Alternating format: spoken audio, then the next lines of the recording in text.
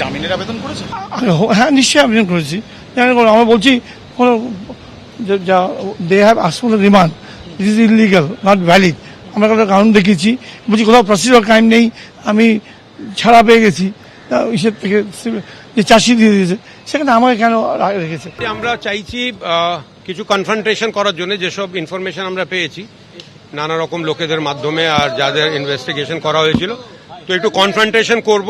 আর তারপরে যদি এই জন্যও চাইছি যে ইনফ্লুয়েন্স না করেন উইটনেসদেরকে, আর কোনো ট্যাম্পারিং অফ এভিডেন্স না হয় তার জন্য। কোভিড কালে অনেক বিজনেসের মাধ্যমে টাকা এসছে ওনার হোটেল, যে রেস্টুরেন্টসগুলো কোভিড কালে চলছিল না, সেসব রেস্টুরেন্টের অ্যাকাউন্টে অনেকগুলো টাকাটা ঢুকেছে।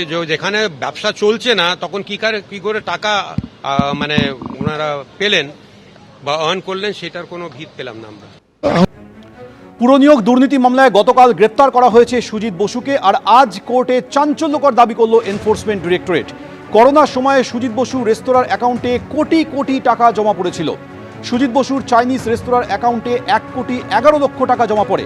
এর পাশাপাশি সুজিত বসুর ছেলে রেস্তোরাঁতেও জমা পড়েছিল 1,20,00,000 টাকা। ধৃত তৃণমূল নেতার ব্যক্তিগত অ্যাকাউন্টে 2,20,00,000 টাকা জমা পড়ে। সুজিত বসু এবং তার পরিবারের সদস্যদের অ্যাকাউন্টে 7 বছরে 8 কোটি টাকা জমা পড়েছে। এই চাঞ্চল্যকর দাবি করেছে এনফোর্সমেন্ট ডিরেক্টরেট। সরাসরি কথা বলবো, প্রকাশ সিং আমাদের সঙ্গে রয়েছে। প্রকাশ, সব থেকে বড় প্রশ্ন যে লকডাউনের সময় যে রেস্তোরাঁ বন্ধ ছিল সেখানে কোটি কোটি টাকা জমা পড়লো কি করে? এই বিপুল অঙ্কের টাকার উৎস কি?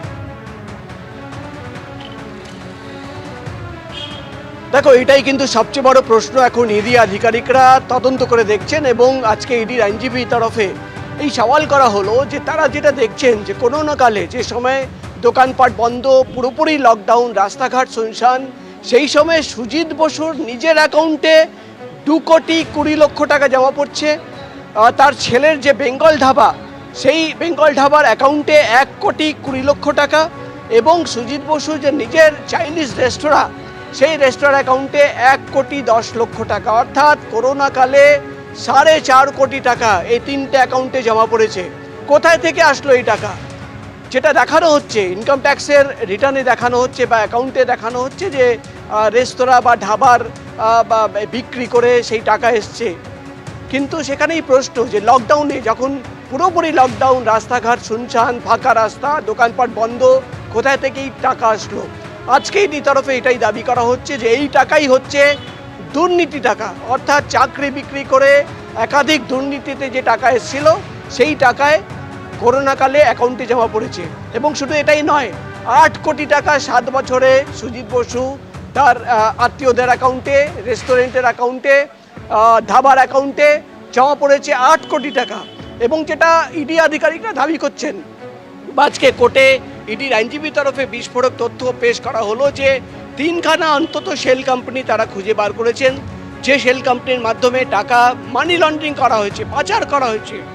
এবং এখানেই শেষ নয়, যেটা বলা হচ্ছে যে সুজিত বসু সেই দক্ষিণদ্বারী শ্রীভূমি এলাকায় তিনি কিন্তু একটা বিল্ডিংয়ের 3টে ফ্লোর নিজের এবং নিজের আত্মীয়দের নামে করে নিচ্ছেন। কিন্তু যখন তাকে প্রশ্ন করা হচ্ছে যে এই 3টে floor, 2nd floor, 3rd floor এবং 4th ফ্লোর, এই 3টে ফ্লোর নেওয়ার জন্য কাকে টাকা পেমেন্ট করা হলো, কোথায় থেকে এই ফ্লোরগুলো তাদের মালিকানায় চলে আসলো, সেখানে কোনো উত্তর নেই। অর্থাৎ কোনো পেমেন্ট ছাড়াই কিন্তু সেই 3টে ফ্লোর তারা নিয়ে নিয়েছিলেন। এবং এখানেই ইডির আর একটা টুইস্ট, যে টাকা পেমেন্ট করা হয়নি, চাকরি বিক্রি করা হয়েছে। যাদের কাছ থেকে এই 3টে ফ্লোর নেওয়া হলো, তাদের পরিবারের সদস্যদের 3 জনের অন্তত খুঁজে বার করা হয়েছে, যাদের কিন্তু চাকরি হয়েছে পুরসভায়। অর্থাৎ শুধু টাকা নয়, ফ্ল্যাটের বিনিময়ে কিন্তু চাকরি দেওয়া হয়েছে। এবং তোমাকে বলে দিই, রিয়েল এস্টেট কোম্পানি, একাধিক রিয়েল এস্টেট কোম্পানি, সেখানে কিন্তু সুজিত বোসের আত্মীয়দের শেয়ার হোল্ডিং আছে, কিন্তু দেখা যাচ্ছে সেখানে কোনো ইনভেস্টমেন্ট নেই। অর্থাৎ একাধিক প্রশ্ন রয়েছে, দুর্নীতি টাকা কিভাবে আসলো, কোথায় গেল, আরও কোথায় লুকিয়ে রয়েছে, বেনামি প্রপার্টি কোথায় রয়েছে, শেল কোম্পানি আর কোথায় রয়েছে, একাধিক প্রশ্ন রয়েছে, যার উত্তর খোঁজার জন্যই কিন্তু 10 দিনের ইডির রিমান্ডে দাবি করেছেন ইডি আধিকারিকরা, আবেদন জানিয়েছেন। আর কিছুক্ষণের মধ্যেই জানা যাবে যে কদিনের ইডি রিমান্ড হলো বা কোর্টের নির্দেশ কি আসলো। সোমেন। প্রকাশ, ধন্যবাদ। এবিপি আনন্দ, এগিয়ে থাকে, এগিয়ে রাখে।